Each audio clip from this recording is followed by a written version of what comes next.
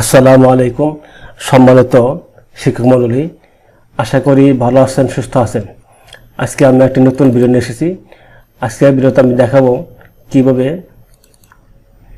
উপবৃত্তি চাহিদা প্রস্তুত করতে পারবেন। সম্মানিত শিক্ষক মণ্ডলী, অর্থাৎ আজকে থেকে প্রাথমিক বিদ্যালয়ের শিক্ষার্থীদের উপবৃত্তি সংক্রান্ত অর্থাৎ উপবৃত্তির চাহিদা প্রস্তুত করানোর জন্য চিঠি দেওয়া হয়েছে। এটি সারা দেশে সারা বিভাগে 11-13 তারিখ পর্যন্ত চলবে। আপনি কীভাবে উপবৃত্তি চাহিদা প্রস্তুত করবেন আজকে আমি সেই বিষয়ে দেখাবো। সম্মানিত ভিউয়ার্স, আপনি যদি প্রথম থেকে শেষ পর্যন্ত দেখেন তাহলে আপনি নিজেই দ্রুত উপবৃত্তি চাহিদা প্রস্তুত করে জমা করতে পারবেন বা সংরক্ষণ করতে পারবেন। তাহলে আমি সম্মানিত শিক্ষক মণ্ডলী, আপনি যখন উপবৃত্তি সার্ভারে প্রবেশ করবেন আপনি এরকম একটি ইন্টারফেস পাবেন। ড্যাশবোর্ড, প্রথমে নির্বাচন, বেনিফিশিয়ারি শিক্ষার্থী, চাহিদা রিপোর্ট। এই চাহিদাতে ক্লিক করে আপনি চাহিদা প্রস্তুতে ক্লিক করবেন। চাহিদা প্রস্তুতে ক্লিক করার পর আপনার বিদ্যালয়ের সমস্ত শিক্ষার্থীদের একটি নাম পাবেন, তালিকা দেখতে পারবেন। আপনি চাইলে এখানে এই যে একটা জল শব্দ আছে বক্স, ক্লিক করেন, আপনি একসাথে কিন্তু সমস্তগুলো এই পাতায় থাকা সবগুলো শিক্ষার্থীর নাম কিন্তু অটোমেটিক সেভ হয়ে যাবে, মার্ক হয়ে যাবে। আপনি চাইলে এখানে ডান দিকে রয়েছে যে প্রতি পৃষ্ঠায় রেকর্ড, এখানে ক্লিক করে আপনি চাইলে 100টি করে দিতে পারেন। তখন আপনার সেই ক্ষেত্রে আপনার প্রত্যেকটা পেজের মধ্যে 100টির নাম কিন্তু শো করবেন। এখান থেকে আপনি চাইলে কম বেশি করে নিতে পারেন। আমি 100টি রাখছি।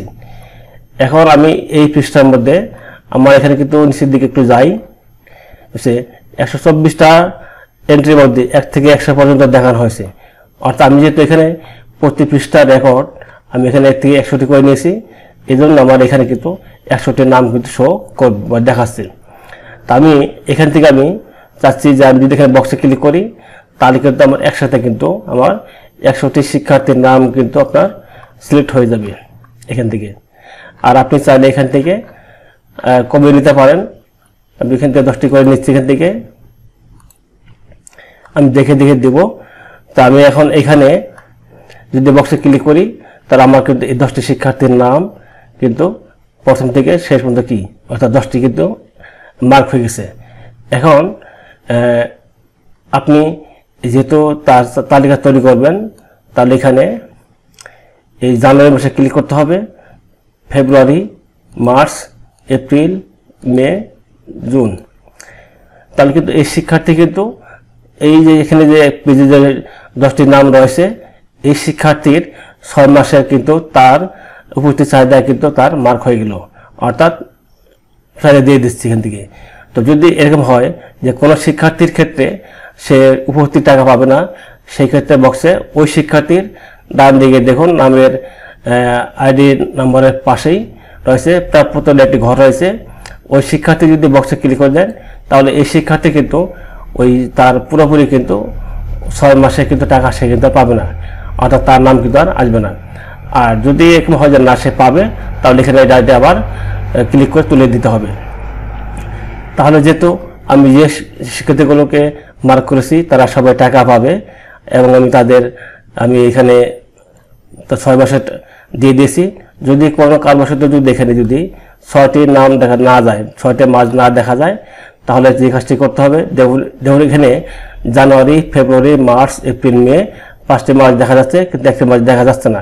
তাহলে নিচে যে একটি দেখাচ্ছে স্কেলের মতো দেখা যাচ্ছে, টান দিয়ে ডান দিকে নিয়ে আসবেন। এরপর আপনি এখান থেকে এই জুন মাসটা আপনি সিলেক্ট করে দিবেন। তাহলে এই শিক্ষার্থীগুলোর 6 মাসের কিন্তু কি লিস্ট হয়ে গেল আর কি।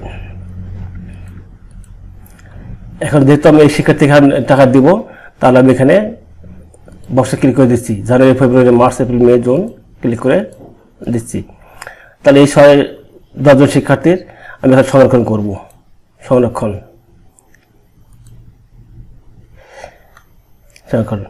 এখন আমি ঠিক এভাবে কিন্তু আর আমি 10টি সংরক্ষণ করতে পারবো।